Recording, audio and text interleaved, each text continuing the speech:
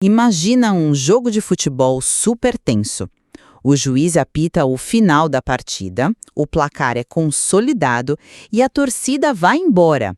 Mas aí, 8 dias depois, o árbitro entra no sistema e simplesmente altera o resultado. Nossa, é uma situação bizarra. Completamente. Bem-vindos ao The Debate, nosso espaço para analisar diferentes perspectivas sobre questões complexas. Hoje, a gente vai examinar um cenário muito parecido com esse no Supremo Tribunal Federal. Exatamente, o caso da famosa revisão da vida toda, né? E, para quem está acompanhando, essa revisão permitiria aos aposentados usar contribuições antes de 1994 para aumentar o benefício. Isso. A discussão de hoje nem é tanto sobre a matemática da coisa, mas sobre como a Corte selou essa derrota no apagar das luzes. Eu, como uma defensora estrita do rito, fico muito preocupada. Para mim, retirar um pedido de destaque 8 dias depois do prazo esgotado quebra a regra do jogo e fere a segurança jurídica. Certo, eu entendo a sua preocupação. Mas olha, eu sou pragmático aqui. Minha visão foca na realidade prática. A anomalia do prazo existe, claro, mas o mérito já tinha recebido maioria contrária. Focar só nessa irregularidade, não ofusca o fato de que a Corte já tinha decidido.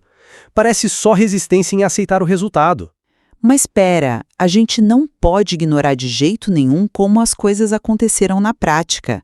Vamos lembrar que eles estavam no plenário virtual.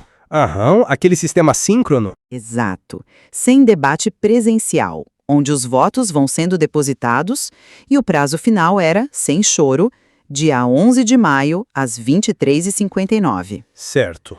Só que, durante esse período, o ministro Edson Fachin puxou o freio de mão com o pedido de destaque. Quando ele faz isso, ele obriga o debate a ir para o plenário físico e zera os votos. Sim, e a polêmica toda nasce porque ele tirou esse freio de mão só no dia 19 de maio. 8 dias depois. Bem depois do prazo. É uma falha temporal, eu admito, mas a gente precisa olhar o porquê da Corte validar isso. O STF argumenta que é soberano sobre o próprio regimento, Mas ser soberano não significa rasgar a regra quando convém. Olha, se a maioria dos votos contra a revisão já estava lá no sistema, forçar um julgamento inteiro do zero, apenas por um preciosismo burocrático, e atrasar a justiça em anos, eles priorizaram o resultado real, né? Peraí, não é só um preciosismo burocrático. O caminho até a decisão importa muito.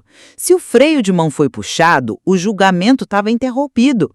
É aquilo do futebol, é mudar a regra com o estádio vazio. Entendo, mas... O cidadão precisa saber que as regras valem para o próprio tribunal. Se o dia 11 era o limite, o dia 19 não pode existir no processo. Eu entendo a teoria, mas a realidade material se impõe.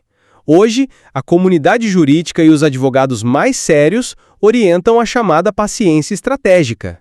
Como assim? Porque o tribunal já consolidou o entendimento. Ficar batendo na tecla do erro do dia 19 cria uma ilusão muito perigosa para essas pessoas.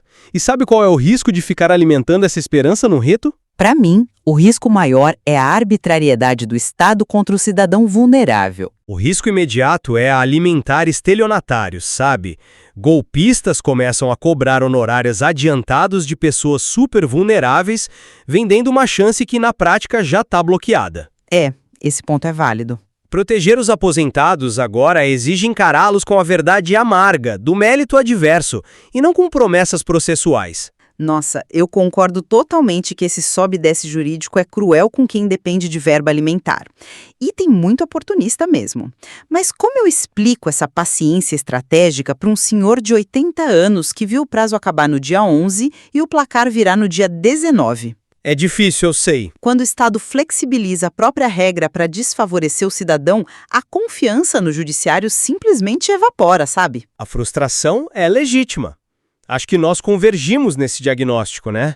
O custo emocional gerado pela instabilidade é gigantesco, mas a Corte precisou olhar para o impacto bilionário e para os votos que já existiam, não para uma planilha de horários. Privilegiando o fim sobre o meio. Exato.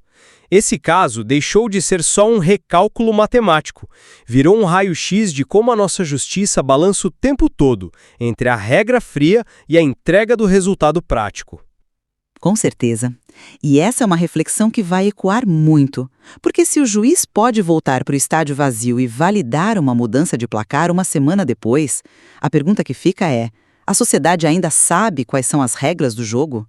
Há muito mais a se observar sobre a previsibilidade das nossas cortes. Sem dúvida. Fica a reflexão.